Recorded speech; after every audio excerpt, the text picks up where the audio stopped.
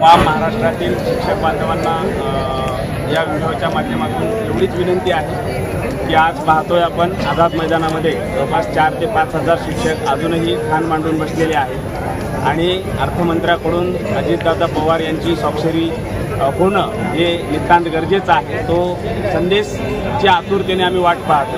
दुसरी महत्त्वाची बाब अशी आहे की येणाऱ्या काळात कधी कॅबिनेट होईल हे अजूनही जरी डिक्लेअर झालं नसेल तर महाराष्ट्रातल्या सगळ्या शिक्षकांना विनंती आहे की आज संख्येमुळे बऱ्याचशा गोष्टी मंत्रालयामध्ये सकारात्मक घडलेल्या आहेत। आपल्याला जर निर्णय घ्यायचा असेल तर उद्यापासूनची जी संख्या आहे फक्त कॅबिनेटला म्हणून कृपा करून येऊ नका।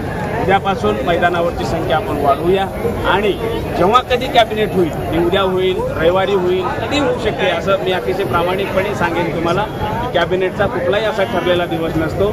आले मंत्रिमंडळाच्या मडी इथे कुणाचेच आले ना, त्यांच्या मनात आल्यानंतर कॅबिनेटचा दिवस असतो।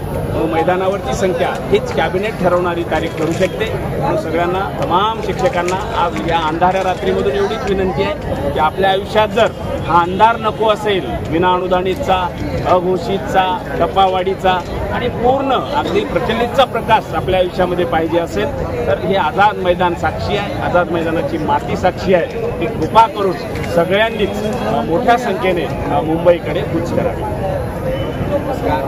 महाराष्ट्रातील बाबांनो, आता ही जी लढाई आहे ही लढाई या ठिकाणी अंतिम टप्प्यामध्ये आलेली आहे। अंतिम टप्प्यामध्ये आलेली असताना हालांकि आपण स्कूल करके जा रहे हैं, आझाद मैदान या ठिकाणी सोडणार नाही। परतीचे दोर तुमचे या ठिकाणी कापलेले आहेत।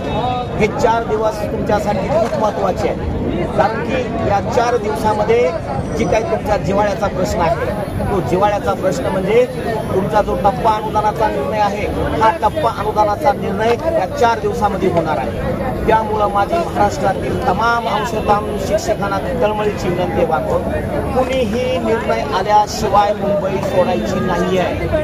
मुंबई जर तुम्ही सोडली तर तुम्ही तुमच्या पायावरती या ठिकाणी दगड मारून घेणार आहोत हे लक्षात ठेवा।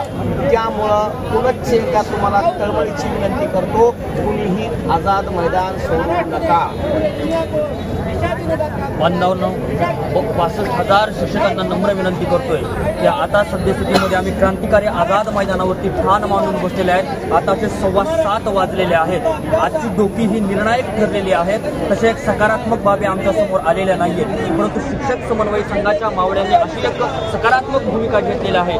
जोपर्यंत अर्थमंत्र्यांची त्या फाईलवरची सही होत नाहीये तोपर्यंत आम्ही मात्र तसू मात्र मागे हटणार नाहीयेत। आणि माझी तमाम इथल्या आझाद मैदानावरील महाराष्ट्रातील तमाम 65,000 शिक्षकांना एक कळकळीची विनंती आहे की मैदानात जे आलेले आहेत ते बाहेर इतरत्र तुम्ही कुणीही जाऊ नका आणि जे खऱ्या अर्थाने गावी आहेत त्यांनी सुद्धा तुर्तातुर्त आणि तात्काळ त्या मैदानावरती या आणि गेली 20-25 वर्ष जो काय आपला आयुष्याची राखरांगोळी झालेली आहे, उन्हाळा झालेला आहे, त्याचं कुठेतरी फलित जर तुम्हाला घ्यायचं असेल, त्याचं श्रेय घ्यायचं असेल तर निश्चितच तुम्ही मैदान या आणि हे ऐतिहासिक मैदानच आपला जो काय विनामानीचा कलंक आहे तो निश्चितच पुसू शकेल। मी एवढीच समग्र बांधवांना तळमळीने विनंती करतोय।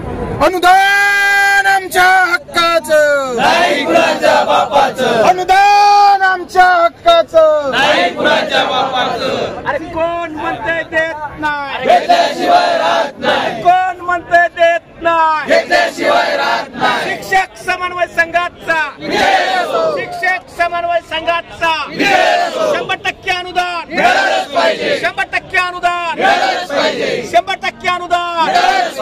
शिक्षक समन्वय संघाचा, शिक्षक समन्वय संघाचा, शिक्षक एकजुटीचा, शिक्षक एकजुटीचा।